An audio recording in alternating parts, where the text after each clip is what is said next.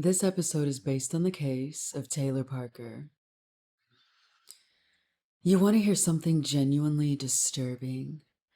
Most lies have an expiration date. Eventually, reality catches up to you. Somebody asked the wrong question. A detail doesn't add up. The truth slips out. But every once in a while, you come across a story where the lie gets bigger instead, and bigger and bigger, until it stops feeling like a lie at all, and it starts feeling like an entirely different reality. And honestly, that's what made this case so hard to stop thinking about. So, this story revolves around a woman named Taylor Parker.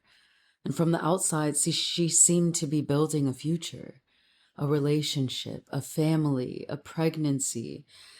At least that's what the people around her believed. Friends believed it. Her family believed it. People were congratulating her, planning for a baby, celebrating milestones. The problem was there wasn't actually a baby. Apparently, Taylor had spent months convincing the people in her life that she was pregnant. Photos, updates, stories, appointments. She kept the illusion going for so long that it became a part of her identity. People weren't just believing a lie anymore, they were interacting with it, planning around it, treating it as reality. And that's where this story starts feeling psychologically strange. Because maintaining a lie is one thing, living inside it is something else entirely.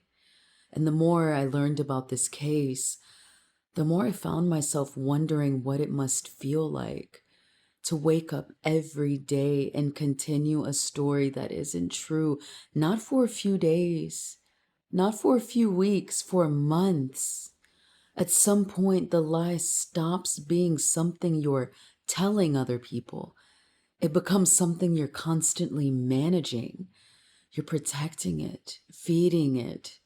And the bigger it gets, the harder it becomes to imagine a way out. One thing that really stayed with me while reading about this story was the amount of planning involved. Because this wasn't just some impulsive decision. The fake pregnancy wasn't something that appeared overnight. It was built gradually, piece by piece, which makes the whole thing feel even more unsettling because every new detail required another decision to keep going, another opportunity to stop, another chance to tell the truth. And somehow the fantasy just kept growing. Then reality started getting closer. The due date, the questions, the expectations. People were waiting to meet a baby that didn't exist. And suddenly the gap between reality and the story she'd built was becoming impossible to hide. And honestly, that's the part that disturbed me the most. It wasn't the lie itself, it's the pressure.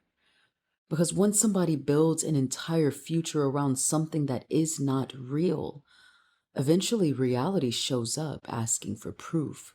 And what happens then?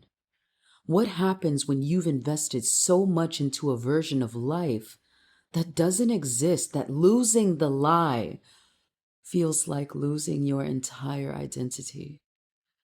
In 2020, Taylor Parker carried out a horrifying attack against a pregnant woman named Reagan Hancock. Prosecutors said Parker was attempting to take Hancock's unborn child in order to continue the pregnancy story that she had been telling the people around her. That's the moment where this case stops feeling like deception and starts feeling like something so much darker. Because by that point, reality wasn't just being avoided, it was being replaced. The deeper I got into this story, the less it felt like a murder case, and the more it felt like a cautionary tale about fantasy, about what happens when somebody becomes emotionally trapped inside of a life they've created. Because most people tell lies to avoid consequences, but this This felt different. It felt like somebody trying to force reality to match the fantasy they had already built. There's something deeply unsettling about that. The idea that a person can become so attached to an imagined future that they start treating reality as the obstacle, not the fantasy. Reality becomes the obstacle. That's what stayed with me after reading this case, not just what happened, but the realization that people can become emotionally invested in a version of life that does not exist. And once that investment becomes strong enough, walking away from the fantasy may start feeling impossible. I'm curious what you think. Do you think people usually know when they've crossed the line between fantasy and reality? Or do you think that the line can move so gradually that they don't realize it's gone until it's too late?